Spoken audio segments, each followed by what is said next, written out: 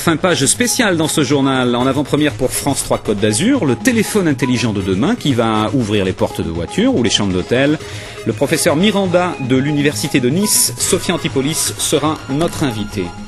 Allez, après toute cette actualité dense ce soir, vraiment, arrêtons-nous un instant pour un bol d'air frais du futur. Demain, à Sophia Antipolis, des chercheurs de l'Université de Nice vont montrer à la presse du monde entier leur réalisation grâce à des tags. Alors, ça n'a rien à voir avec des inscriptions sur les murs. Les tags rendent notamment le téléphone portable encore plus intelligent. Albert Saladini, Philippe Morel. Tout commence avec un tag, un circuit imprimé doté d'une minuscule antenne. Aujourd'hui, la même chose peut passer dans le chat d'une aiguille à coudre et s'appelle techniquement la radiofréquence identification. Un système avec lequel les étudiants de l'Université de Nice, Sophia Antipolis, ont mis au point plusieurs applications. Donc avec le tag intégré à votre portable et doté d'un chiffre vous identifiant, vous pourrez notamment louer une voiture à distance, vous signaler à votre arrivée chez le loueur, découvrir le modèle, sa couleur, ainsi que le code secret pour la démarrer. Quant au reste, la date et l'heure de la prise et de l'abandon de la voiture, faites confiance à votre téléphone. Le système m'informe que l'antidémarrage est bien déverrouillé et à ce moment-là, je peux démarrer. Tout objet sur la planète peut demain avoir et aura demain un identifiant unique. Tout objet, pas classe d'objets. Radiofréquence, ça veut dire qu'on peut accéder à cette information sans fil.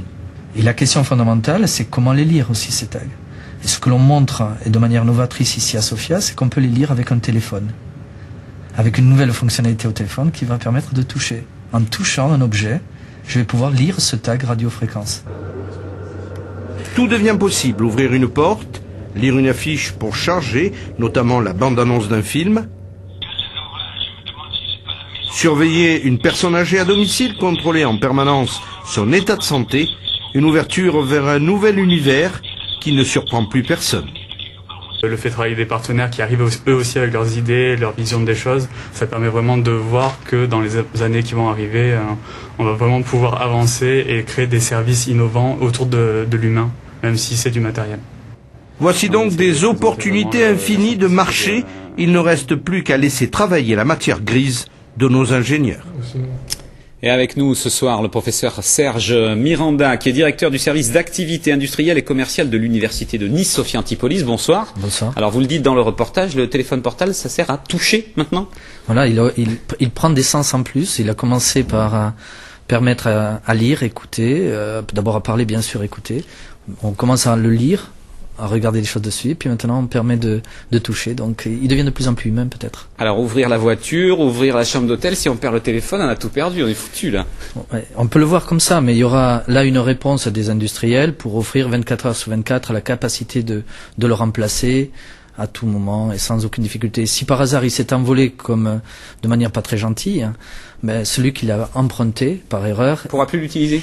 Il pourra plus l'utiliser. Il sera tellement bien tracé qu'il n'aura pas intérêt de l'utiliser. Alors il faut souligner que tous ces travaux, vous les avez réalisés avec des partenaires, mais surtout avec une équipe, avec des étudiants. Donc il y a aussi derrière tout ça un projet éducatif, j'allais dire.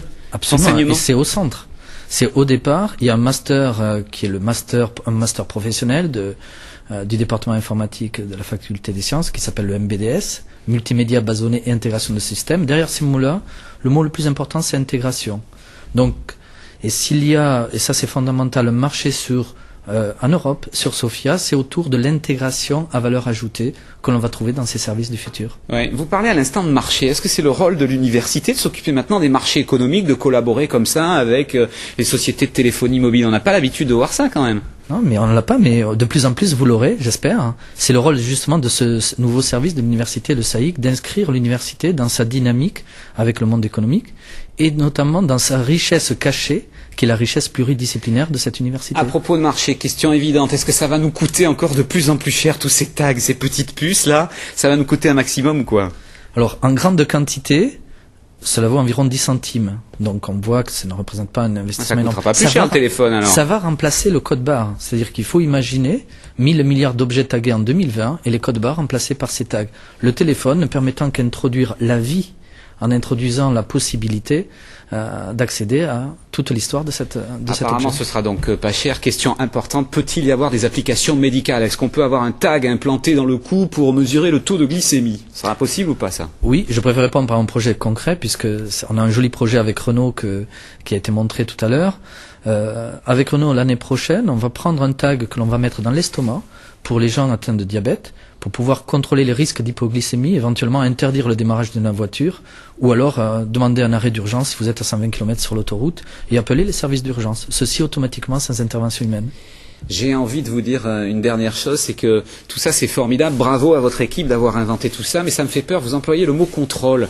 Alors est-ce que ça veut dire que si on met une puce dans ma chaussure à mon insu, on va pouvoir contrôler là où je suis passé, etc. Tout ça, ça fait peur quand même. Franchement, tous ces trucs qui contrôlent partout où on va, tout ce qu'on fait, c'est un peu les privations de liberté aussi. Hein. Non, mais ça c'est le risque, il est évident. Et ce qui permet pour moi, de renforcer le rôle de ce service nouveau de l'université qui met l'accent sur le pluridisciplinaire. La réponse, en qualité de scientifique, je dis ne confiez pas l'avenir en scientifique. Confiez-le plutôt à des philosophes qui ont un sentiment du global, de tout. Mettez des gens de toutes disciplines autour de la table, les gens de l'éthique, les gens du marketing, les gens de la communication, les gens de la sociologie, pour faire des tests en vraie grandeur. Travaillons en équipe, l'université en est riche, il ne faut pas s'en priver. Ouais, je rajouterai une autre phrase, contrôlons les gens qui contrôlent quand même, ça c'est aussi important. Merci d'être venu sur ce plateau en tout cas.